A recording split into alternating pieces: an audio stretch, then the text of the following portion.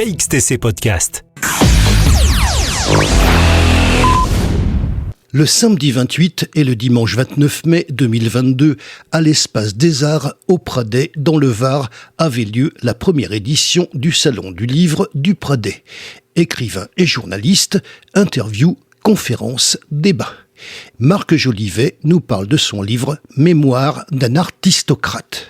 Bien entendu, c'est l'histoire de Marc Jolivet, né le 17 juin 1950. Ce sont ses histoires, ses mémoires, mémoire d'un artistocrate. Artistocrate, c'est un néologisme, bien sûr, parce que des aristocrates, il y en a beaucoup. Artistocrate, il n'y en a qu'un, c'est moi. Qu'est-ce qu'on lit dans ce livre ? Mes mémoires, je raconte ma vie. Je raconte les belles histoires de ma vie, ce qui m'est arrivé, comment j'ai transformé ces événements dans la joyeuseté. Je suis d'un tempérament joyeux et optimiste, qu'il paraît que c'est ce qui ressort. Je ne règle de compte avec personne. Je suis à l'aise dans mes souvenirs. Alors justement, ces souvenirs, on peut en avoir des petits extraits, comment vous avez démarré ? Donc moi, mon père était amoureux de Jeanne Moreau.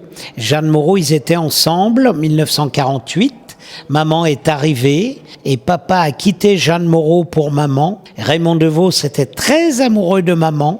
Quand maman est partie en 1954 avec moi, elle s'est donc séparée de mon père. Parfois, après, mon père me regardait et me disait « Quand je pense que tu devrais être le fils de Jeanne Moreau ». Alors il y avait de l'humour et en même temps beaucoup de tristesse. Et Raymond DeVos, tout au long de ma vie, les quelques fois où il est venu voir mon spectacle, à la fin du spectacle, il venait me voir, je disais « Alors Raymond, qu'est-ce que vous en pensez ?» Et il me disait « Oh Arlette, Marc, ta maman, quand je pense que tu pourrais être mon fils, oh, mais mon spectacle, oui, c'est très bien, c'est très bien. Oh, Arlette.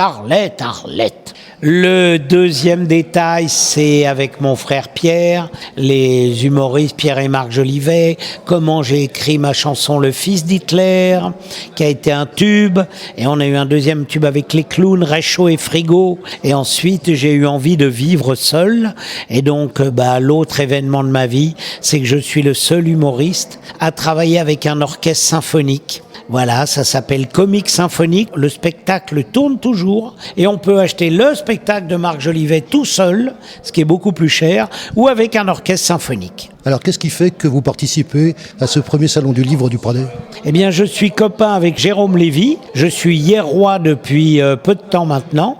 Ah bon ? Donc je suis très heureux d'être là et de rencontrer Claude Sérillon que j'avais pas vu depuis très longtemps, Bernard Werber qui est un copain, François-Olivier Gisbert. C'est vrai que c'est une rencontre de copains et que ça c'est top. On parle du Pradet, la ville où se déroule ce salon ? Eh bien, je ne connais pas le Pradet, j'y passe et je vais découvrir le Pradet grâce à Jérôme Lévy. KXTC Podcast.